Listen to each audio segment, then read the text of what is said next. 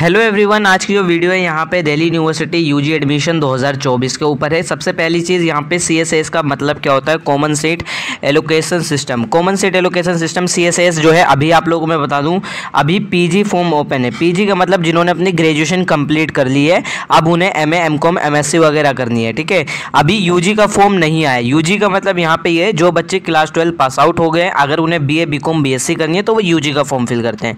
तो यूजी का फॉर्म अभी आया नहीं है। मैं अभी आपको डिटेल में बताया तो कब आएगा, कौन कौन से डॉक्यूमेंट्स आपको अभी रेडी कर लेने हैं, कितने फेजेस में यहाँ पे एडमिशन का प्रोसीजर है और प्रीफरेंस सिलेक्शन क्या है।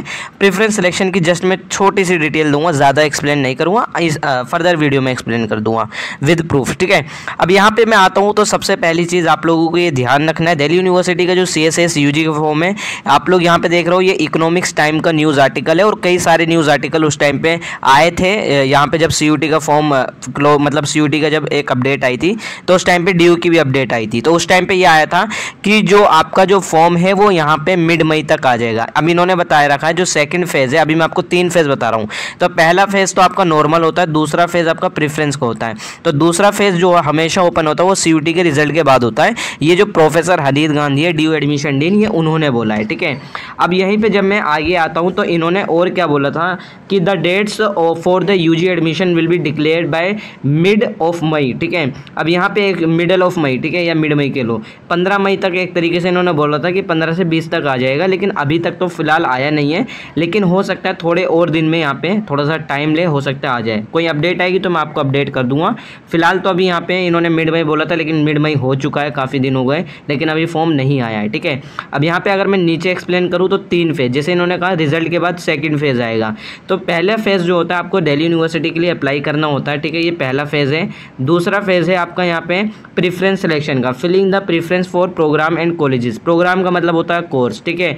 अब आप लोग कौन से कोर्स के लिए और कितने कॉलेजेस आप लोग प्रेफरेंस के अंदर फिल कर रहे हो। तो यहाँ पे अगर आपको जैसे दिल्ली यूनिवर्सिटी के यहाँ पे मैं बताऊँ 70 से ज़्यादा कॉलेजेस, 70 से ज़्यादा कॉलेजेस हैं, तो इसका मतलब ये नहीं कि 70 के 70 कॉलेज में आपको सारे कोर्सेज करवाया जा रहा है, ठीक है। जैसे BMS कुछ ही कोर्सेज में, मतलब कुछ ही कॉलेजेस में। अगर आप BLED कोर्स की बात करोगे तो BLED भी जो है मेरे ख्याल से 11 से 12 कॉलेजेस में है, ठीक है।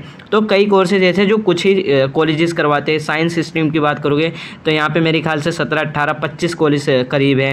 अगर आप यहीं पे क्या नाम है बीकॉम की बात करते हो तो यहाँ पे 40+ है, शायद 45 या 40 समथिंग है। आप लोग चेकआउट में उस टाइम पे आपको अपडेट कर दूंगा बाद में, ठीक है। तो यहाँ पे आपको प्रेफरेंस देनी पड़ती है कि मेरी फर्स्ट प्रेफरेंस मिरांडा रहेगी, सेकंड मेरी किरोरीमल रहेगी, थर्ड मेरी रामजस रहेगी।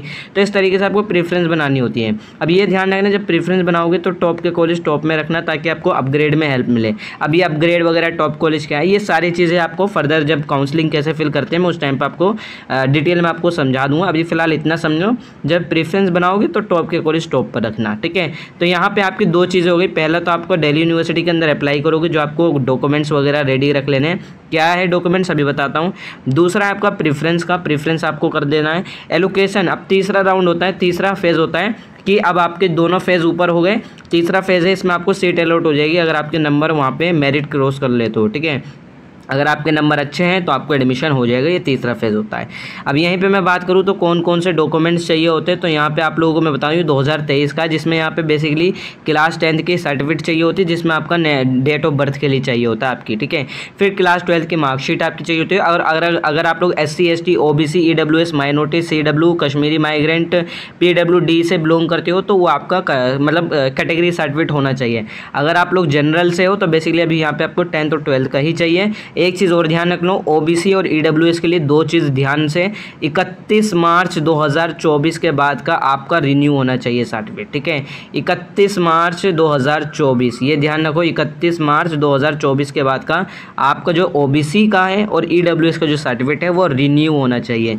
यहाँ पे 2023 लिखा है क्योंकि ये 2023 का, अभी 2024 का आया नहीं है बुलेटिन, उसमें 2024 ही मेंशन होगा। तो अगर आपका EWS से बिलोंग करते हो, EWS से बिलोंग करते हो और OBC NCL से बिलोंग करते हो करते हो तो अपना जो है बेसिकली रेडी कर लो अपना डॉक्यूमेंट, ठीक है, रिन्यू करवा लो, अदरवाइज़ वहाँ पे दिक्कत हो जाएगी।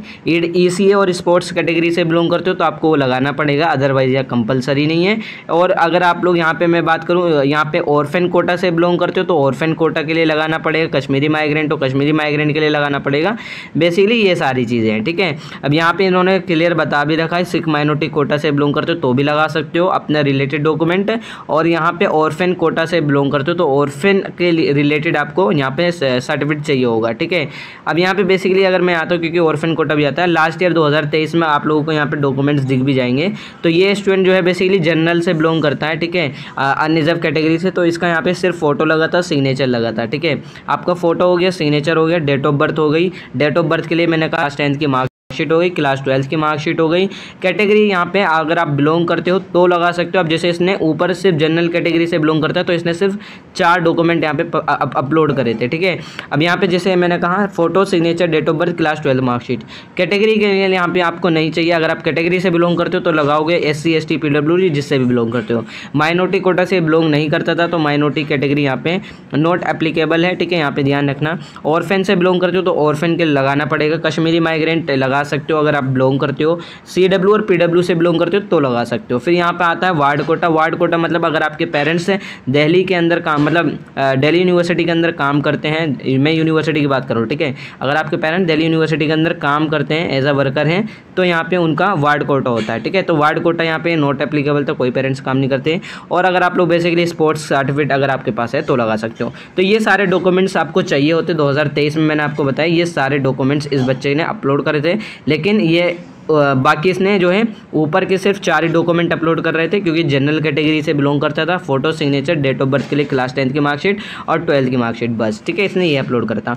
तो यही सारे डॉक्यूमेंट्स हैं। और अगर आप लोग EWS से बिलोंग करते हो, देखो EWS से या OBC NCL से बिलोंग करते हो, NCL से, ठीक है, तो यहाँ पे 31 मार्च 2024 के बाद का आपका रिन्यू सर्टिफिकेट होना चाहिए। अगर आपका रिन्यू नहीं होगा तो आपका एडमिशन भी कैंसिल हो जाएगा जब एट द टाइम ऑफ आपको सीट अलॉट होती है, ठीक है। तो ये ध्यान रखना, अगर नहीं है तो अपना डॉक्यूमेंट रेडी कर लो जो मैंने आपको डॉक्यूमेंट्स बताएं। बाकी अगर आप लोग की कोई क्वेरी है तो आप मुझे इंस्टा व्हाट्सएप मैसेज कर सकते हो। बाकी अभी फॉर्म तो यहाँ पे आया नहीं है, फॉर्म कब तक आएगा मैं आपको अपडेट कर दूंगा। अभी तो उन्होंने मिड में बोली थी लेकिन मिड में हो चुकी है, ठीक है। जब भी फॉर्म की अपडेट आएगी तो मैं आपको अपडेट उस टाइम पर कर दूंगा, ठीक है। और अगर आप लोग की कोई क्वेरी रहेगी तो आप मुझे इंस्टा व्हाट्सएप मैसेज कर सकते हो। बाकी आप लोग दिल्ली यूनिवर्सिटी का UG का व्हाट्सएप चैनल और टेलीग्राम चैनल भी ज्वाइन कर सकते हो। सभी के लिंक आपको डिस्क्रिप्शन बॉक्स में मिल जाएंगे।